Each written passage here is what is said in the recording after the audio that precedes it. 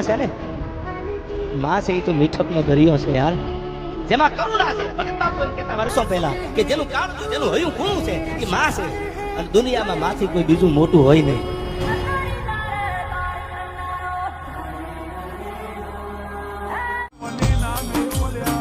બાકી જવા દો જેટલું જાય એટલું, બાકી પાછું લાવવાની મારી તાકાત હોય.